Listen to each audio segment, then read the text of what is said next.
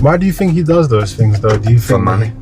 But I don't think he's got the money he says. That's what I think. you think he still needs the money I don't after think all he these needs years? the money. But if you need some help, Floyd, I'm in the streets, and you the one that went missing. But you have to stop embarrassing yourself with these exhibitions. I know life is hard, I know life is expensive, but come on, dude, put your legacy first. Nobody wants to remember you like this. And it gets worse, your jeweler filed a lawsuit against you in Miami. And many are saying you're gonna have to sell off your assets. Although he built his image around the nickname money, Floyd Mayweather Jr. has reportedly turned to borrowing from banks as financial pressure grows. With debts continuing to increase, he still maintains an extravagant lifestyle in order to protect the public image he created. This effort to appear wealthy has only added to his financial strain. As a result, the obligation to uphold that reputation has placed him in a pattern where his spending continues to exceed what he can comfortably afford. Floyd Mayweather is the most successful boxer in history with a 50-0 record, and one of the wealthiest athletes of all time with $1 billion in earnings. But I bet you didn't know it all started with a $750,000 bet on himself. Here's the wild story. In 2006, Floyd Mayweather was 10 years into his boxing career and earning over $5 million per fight. At the time, Mayweather was signed to Bob Arum's top-ranked boxing promotion, a partnership which saw Arum get 25% of Mayweather's fight purse. But Mayweather wanted more, and in 2006, he turned down $8 million to fight Antonio Margarita and said he deserved $20 million to fight Oscar De La Hoya. Arum wasn't happy and wouldn't pay up. Floyd Mayweather Jr., widely recognized for finishing his boxing career without a defeat and earning massive paydays from major fights, has remained active in business since stepping away from the ring. After retirement, he began focusing on different investment opportunities. One of the most notable is a real estate portfolio valued at around $42 million that includes more than 60 properties located in New York City. This investment reflects a clear shift in strategy, from spending heavily on luxury items to placing money into assets designed to generate steady income and support long-term financial security. Into my lifestyle, showing the people how I live. Now, I know you guys see me on the regular talking about real estate. Well, lately, I purchased 62 apartment buildings in New York City. And what I need you guys to do, slide over and check out the photos. It's not all 62 buildings, it's a few buildings, but guess what? All the buildings belong to me. I don't have no partners. And all the retail down low on my buildings all belong to me. Alongside his property investments, Floyd Mayweather Jr. has also participated in several exhibition boxing events. While these appearances have led some observers to speculate about financial motivations, he has explained that the bouts are primarily for enjoyment and to connect with audiences around the world, rather than being driven by the need to earn additional money. Well, there's no points, right? Because it's an exhibition. So that's what's interesting is Floyd's making more money than anybody, and he's boxing people who have no chance of beating him, and he's doing it as an exhibition. It doesn't even hurt his record. Because of the drug of boxing. Just also like money. Just like but I don't even think he don't need any money. He spends so much money. Yeah, but he don't need any. Floyd, are you sure? Yeah, Floyd good. I bet if he's playing for the future, you got to keep it coming in if you're going to keep spending the way he spends. Yeah, but I think he has a lot of other business interests that he can get money from. Hopefully. And not just boxing.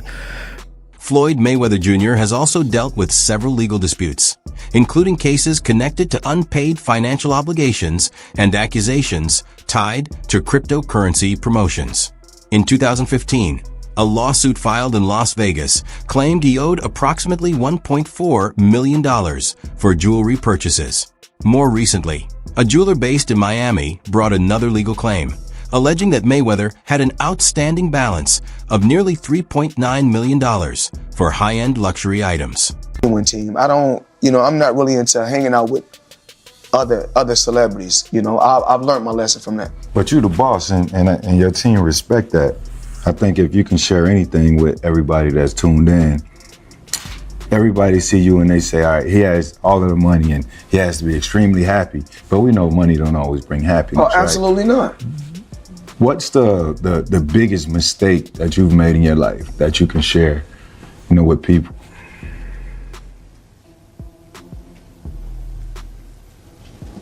Same mistake that all four of us made. Trust. It's a fact. Trust. Every morning I get up in the mirror and I say to myself, when I'm brushing my teeth, I say, you know what? Only person I can trust, that person right there. Cause we all know we can trust ourselves, but we all always know somebody else is always gonna let us down. Gervonta Davis, who was once mentored by Floyd Mayweather Jr., has publicly shared his concerns. Davis claimed that Mayweather had been unable to leave Dubai because of unresolved financial obligations.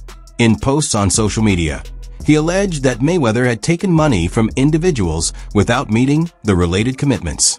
Davis also stated that authorities in Dubai were holding him there due to these outstanding debts. I'm speechless if this is true, but Floyd Mayweather supposedly is held hostage in Dubai. Gervonta Davis suggested this, who I believe is signed under Floyd Mayweather. Then Floyd responded back of posting a video of Tank dancing on his IG, saying, "We always knew he had sugar in the tank." Like, actually, that's insane posting this online. I'm not even kidding.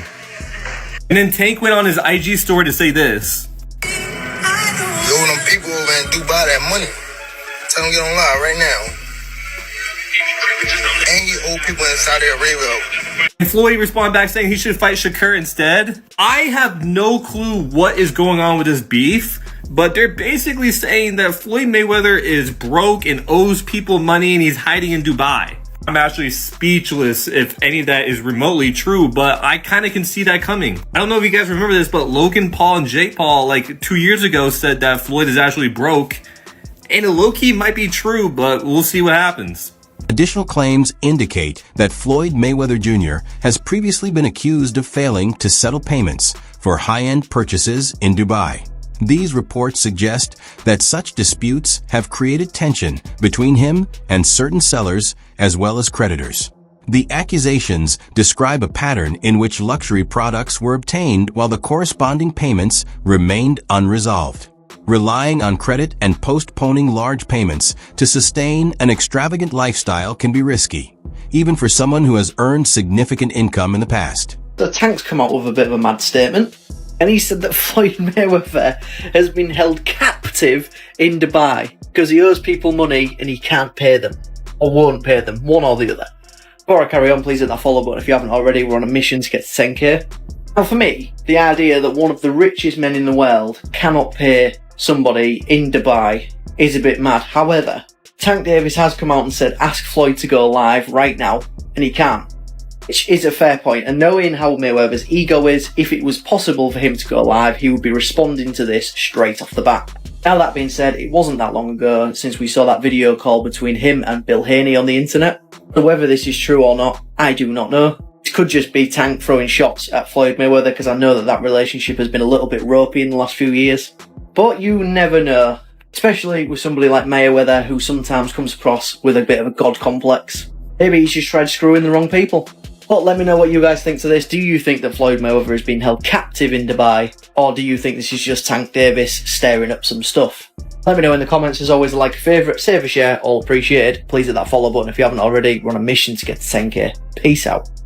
Rick Glazer, a longtime boxing agent, also supported the claims made by Gervonta Davis. He stated that Floyd Mayweather Jr. was being restricted through the government court system in Dubai because of significant debts that were not connected to boxing. Glazer explained that financial obligations are treated very seriously in Dubai, adding that Mayweather was working urgently to settle the matter and resolve the outstanding issues. Well, it turns out that the rumors were true, and Floyd Mayweather has been trapped in Dubai for the last 50 days. Gervonta Davis was the first to claim it. Now, multiple insider sources have confirmed that he is in fact trapped in Dubai for a debt that has nothing to do with boxing. After doing a little digging, it seems that someone in his camp, while he was shopping for jewelry in Dubai, stole one of the pieces, got away with it, and then blocked all communication with Mayweather. Since then, Floyd has already paid for the jewelry, but they refuse to let him go until they get their piece back. And allegedly, this guy right here is the thief that started this whole mess. Joe Rogan has observed that Floyd Mayweather Jr.'s notoriety goes far beyond his accomplishments in the ring. He pointed out that Mayweather's public image is shaped as much by his persona and financial success as by his athletic achievements. This perspective highlights that Mayweather's brand has been constructed not only through his boxing talent, but also through his lavish lifestyle and various business endeavors. Floyd Mayweather applying for MMA license wants 6 to 8 months to train. He's screwed. First of all, they should give him everything they can get their greasy paws on, get him to fight Conor in an MMA fight. You'd be screwed. It's not just getting screwed. Like someone said it should be 1,000 to 1. That's not high enough. It's not high enough. If Conor McGregor was going to fight Floyd Mayweather in MMA, it is as close to 100% as anything ever gets ever. He's probably going to punch Conor in the face a couple of times. It's probably going to suck, but Conor's going to get a hold of him. And then he's going to be like a baby. And if that doesn't happen, he'll kick Floyd's legs out from under him. He'll kick his legs sideways. He'll kick them from the outside. He'll kick them from the inside. He'll stay way the fuck away from any sort of a range where Floyd can punch him. It'll be a completely alien range for Floyd. In a separate discussion, Joe Rogan recounted an incident demonstrating Floyd Mayweather Jr.'s influence, describing how he allegedly dismissed a referee in the middle of a match. Rogan pointed out that such an action could only be executed by someone of Floyd's stature, reflecting his top-tier status in boxing in both fame and authority. This episode further illustrates how Mayweather's wealth and power permeate every aspect of his professional life.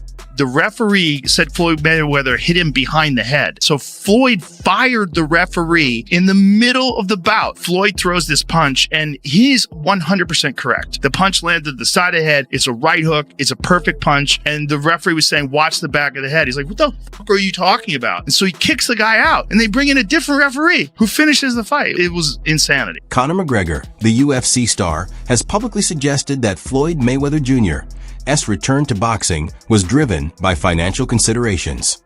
He referenced Mayweather's reported $22.2 million tax debt from 2015 as a potential factor behind the comeback, implying that monetary pressures may have compelled him to leave retirement.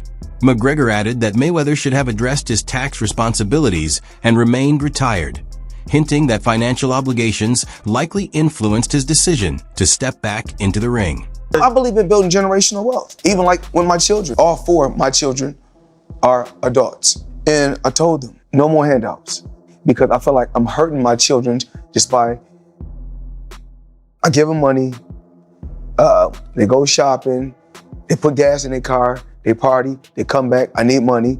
I give them money, I buy them houses, I buy them cars. I told them, listen, if you guys go to school or you work in one of my businesses, then you can branch off, get your own business, and I'll put the money up to help you start a business, but I need you guys to take what I've already started and triple and double that, and then I need my grandchildren to come behind you guys and do the same thing. Joe Rogan was also among those who described the bout between Floyd Mayweather Jr. and Conor McGregor as primarily a financial move.